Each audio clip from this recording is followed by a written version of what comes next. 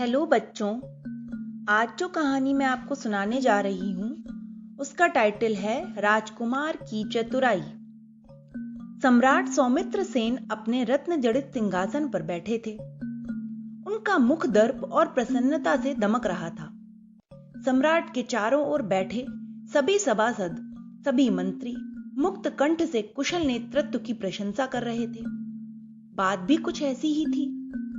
कल ही तो सौमित्र सेन ने अपने बड़े शक्तिशाली शत्रु रत्नपुर के राजा को युद्ध में ऐसा खदेड़ा था कि वह लड़ाई का मैदान छोड़कर ही भाग गया था। सभासद राजा की इतनी बढ़ा चढ़ाकर प्रशंसा कर रहे थे कि उसका घमंड और भी बढ़ता जा रहा था। बाईं ओर बैठा एक चारण राजा की प्रशंसा में कविता सुना रहा था।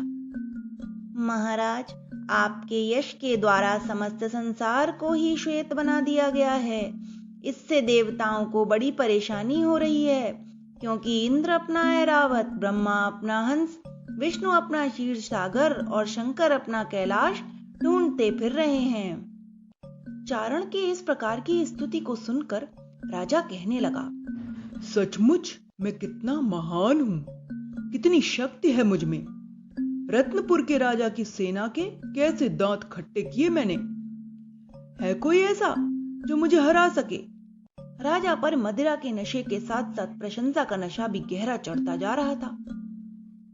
तभी राजा का ध्यान राजकवि चालुक्य की ओर गया। वह चुपचाप बैठे थे। राजा की प्रशस्ति में कोई भी कविता नहीं सुना रहे थे। राजकवि, आपको हमारी वजह से प्रसन्नता नहीं हुई क्या? वे पूछने लगे। ऐसा कैसे हो सकता है महाराज? राजकवि सिर झुकाकर हाथ जोड़कर बोले। तो फिर हमारी स्तुति में, हमारी शक्ति की प्रशंसा में कविता क्यों नहीं बना रहे हैं? क्षमा करें देव, मैं केवल भगवान की स्तुति करता हूं, उसी की शक्ति की प्रशंसा करता हूं। उसी की शक्ति से आप विजयी हुए हैं, राजकवि विनम्रता पूर्वक बोला। यह सुनकर राजा की भ्रिकुटी तन गई। अपनी लंबी लंबी मूंछों को गर्व से ऐंठ कर वे क्रोध से हुंकारते हुए बोले। राजकवि चालुक्य, ईश्वर कुछ नहीं है। राज्य का कर्ता धर्ता मैं ही हूं। तुम यहां ईश्वर की इच्छा से नहीं, मेरी इच्छा से नियुक्त किए गए हो।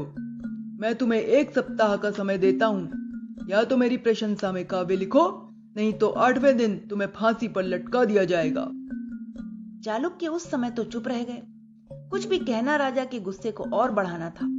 पर हम मन ही मन वह सोचने लगे कि मैं अपनी आत्मा की हत्या करके कुछ भी नहीं लिखूंगा। मैं कवि हूं, ब्रह्मा जैसा महान हूं। मेरा काम व्यर्थ की बकवास करना नहीं है। मनुष्यों को सन्मार्ग की प्रेरणा देना, उन्हें उद्बोधन देना ही मेरा कर्तव्य है।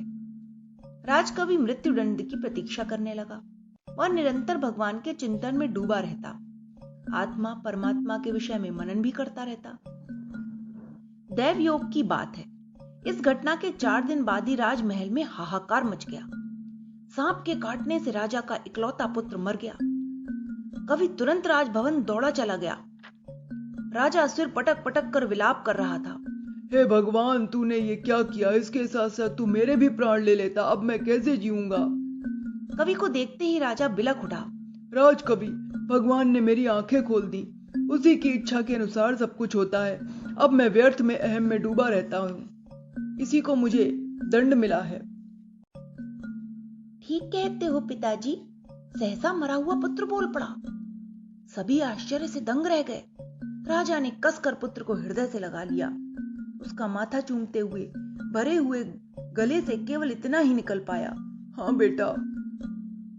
वास्तव में बात यह हुई थी कि राजकवि के मृत्युदंड की बात जानकर राजकुमार को बड़ा दुख हुआ था। वह जानता था कि कवि कभी ऐसा ग्रंथ नहीं लिखेगा जैसा कि उसे आज्ञा मिली है।